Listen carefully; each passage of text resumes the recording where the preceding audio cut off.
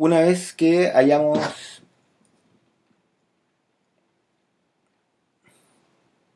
una vez ya dilucidado los aspectos mecánicos, anatómicos y biomecánicos de esta zona anatómica del caballo, vamos a hablar un poco de la etiología.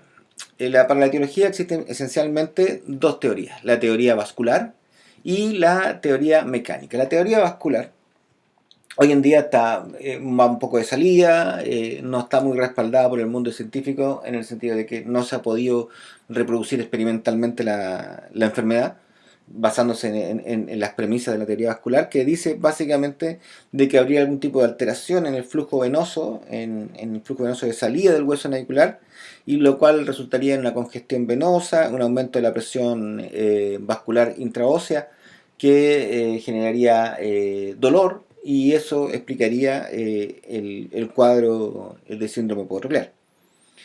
La verdad, cosas como le dije, no está muy respaldada, no está muy respaldada a nivel de mundo científico, digamos, y en la práctica, en realidad, en la mayoría vemos que la teoría que podría explicar mejor, que anda mejor, sería la teoría mecánica. La teoría mecánica, donde en el fondo hablamos que fuerzas biomecánicas no fisiológicas que se ejercen sobre o que son ejercidas por el hueso navicular u otro componente del aparato podotroclear pueden conducir a algún tipo de degeneración del tejido. Por eso es que eh, el síndrome podotroclear y las lesiones que se encuentran en el hueso y en la bursa podotroclear, por ejemplo, en caballos enfermos, son hallazgos bastante similares a lo que encontramos en la osteoartrosis. ¿Ya? Eh, Obviamente, un caballo con una conformación anormal de casco está imponiendo, por lo tanto, acciones o fuerzas biomecánicas sobre el aparato podotroclear y sobre el hueso navicular que pueden ser completamente anormales y llevar a la generación del cuadro. ¿Ok? Entonces, de esta forma, digamos, podríamos explicar la génesis de este cuadro. El componente genético, como parte de la etiología, dice relación con cuadros como el que vimos en nuestra paciente, que es un hueso navicular bipartito, el cual es congénito y no sabemos, congénito y no sabemos qué tan heredable es. Hay muy poco estudio al respecto. Sabemos también que la conformación de casco es también altamente heredable, por lo tanto malas conformaciones de casco que predisponen a este cuadro también podría ser un factor que afecta la etiología.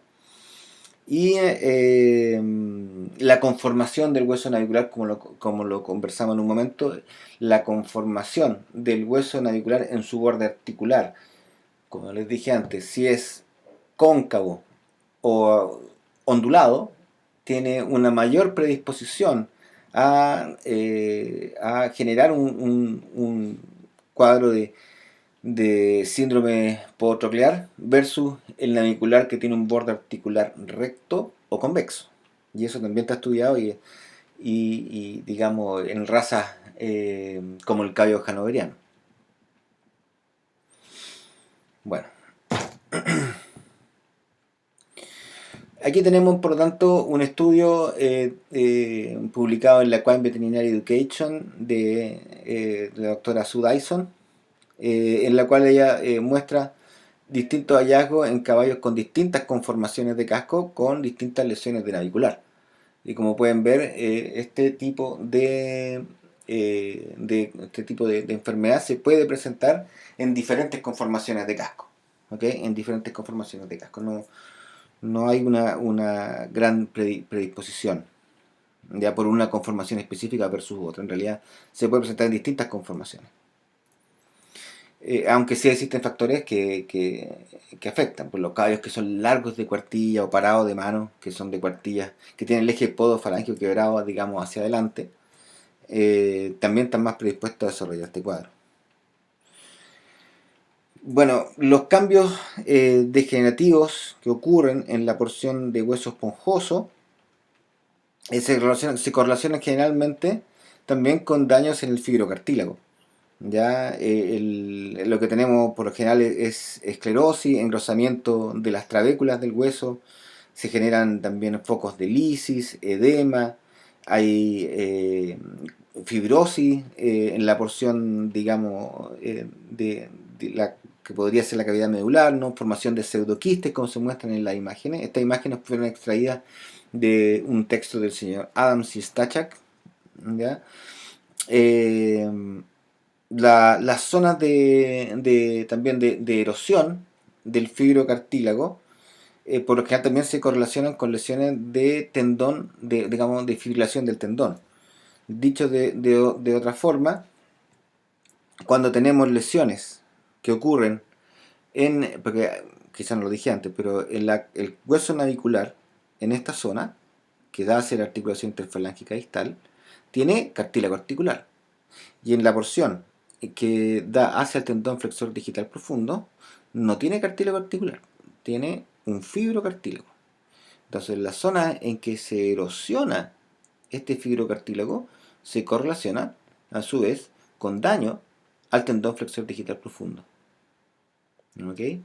Acá tenemos, esta imagen muestra lesiones pseudoquísticas dentro del hueso navicular y esencialmente también con zonas también de lisis que se generan en la porción del tercio distal del hueso navicular, que es la zona donde más estrés se acumula.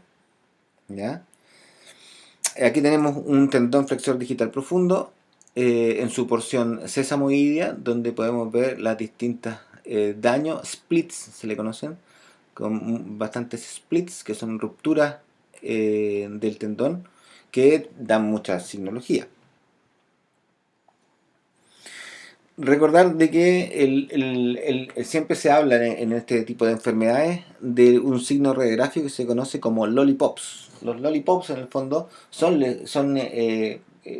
invaginaciones sinoviales, es decir, que a este nivel, digamos, bueno, voy a retroceder a este nivel tenemos invaginaciones sinoviales. A este lado aún estamos dentro de la articulación y acá hay como sea, pequeñas invaginaciones de sinovia por donde digamos que están bastante correlacionadas también con la entrada de la vasculatura, pero estas invaginaciones sinoviales al estar sujetas a gran estrés, lo que ocurre es que se modelan y se remodelan también y de esta forma se activan osteoclastos que empiezan a destruir el hueso y formar verdaderas lesiones pseudoquísticas dentro del hueso. ¿Ok?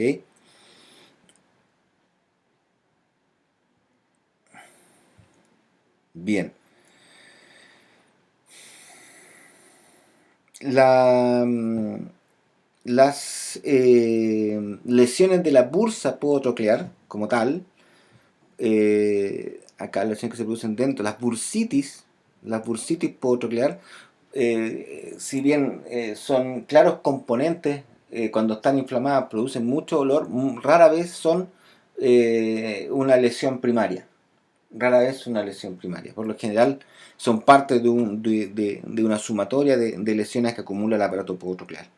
Ya la secuencia, por lo general, el dolor en un caballo lesionado proviene de más de una estructura que se encuentra lesionada, del aparato podotroclear. El dolor de casco, un bloqueo digital palmar positivo, puede tener un componente podotroclear, como puede tener un componente articular. Como lo mencionamos antes, bueno, o lo vamos a ver también con un poquito más de detalle en la discusión del diagnóstico. El bloqueo digital palmar no discierne la estructura, solamente determina una zona anatómica macro, digamos. Ujú. Pues bien, seguimos. Bueno, como hablábamos, distintas conformaciones de casco en que podemos encontrar esta enfermedad. El clásico también larguísimo de dedo, como pueden ver acá. El dedo muy muy largo y muy muy bajo de talones. Significa que en cada tranco, al momento del despegue, el pivote, ¿no? La palanca es muy larga, porque la pinza está muy larga. Acá también un casco completamente desbalanceado, muy muy largo. Tenemos acá un casco que se encuentra un poco encastillado y este más sentado. Y así podemos ir viendo distintas asimetrías, ¿no? Bueno, pues bien, el dolor que genera este cuadro normalmente proviene de, como les decía, de más de un componente, más de una fuente. En el hueso navicular normalmente cuando existe un componente álgico, normalmente se debe a un compromiso del drenaje venoso, que lleva también al haber no haber un buen drenaje, se vasodilatan los vasos dentro del hueso esponjoso, lo que hace que aumenta la presión intraósea y genera mucho dolor. ¿Okay? Pero recordar de que si yo tengo un daño, una tendinitis en el tendón flexor digital profundo, lo más probable es que me va a generar también un componente doloroso. Y no necesariamente tiene que ser un componente o una lesión o la otra.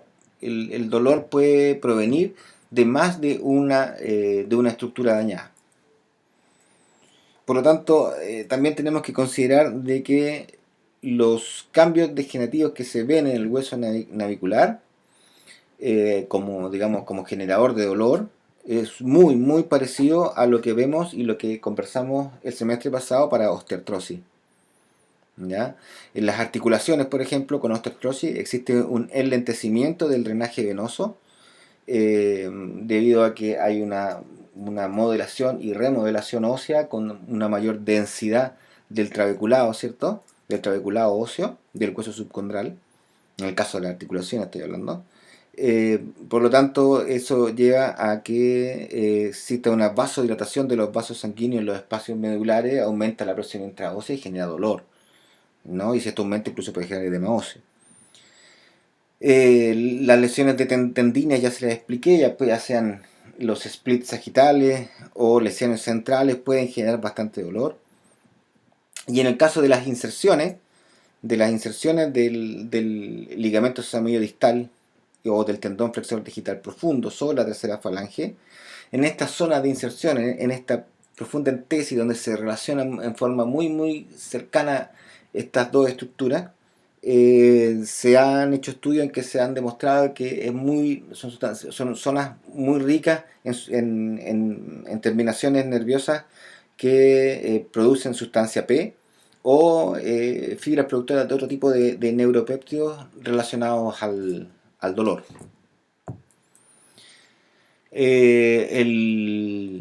El caballo que es parado de mano es lo que les estoy mostrando en esta imagen, donde ustedes pueden ver claramente que el eje podofalángico se encuentra quebrado hacia adelante, es lo que se conoce como caballo parado de mano. ¿Ya? Bien, los signos clínicos de esta enfermedad, en el caso que nosotros vimos y comparado con lo que dice la literatura, con la revisión bibliográfica, vamos a dar cuenta que se da bastante bien. Tenemos una claudicación de miembros anteriores que es bilateral, con un acortamiento bastante claro de la fase posterior del paso, que se va a ver mucho más acentuado cuando se trabaja o se trata sobre superficies duras y al giro sobre la mano. ¿Ya? Como les dije antes, no es que este cuadro no se pueda dar en el tren posterior, solo que es muy poco frecuente. ¿Ya? La presentación normalmente también la voy a encontrar en caballos de 7 a 10 años que son deportistas. ¿Ya? Que vienen saliendo de una para, también es común eso en la historia. Ya la cojera puede tener un inicio agudo, pero lo más común es que sea un inicio insidioso. Insidioso es la palabra que se utiliza para decir estas cojeras que comienzan de forma, digamos, solapada, una pequeña molestia. El propietario habla de que el caballo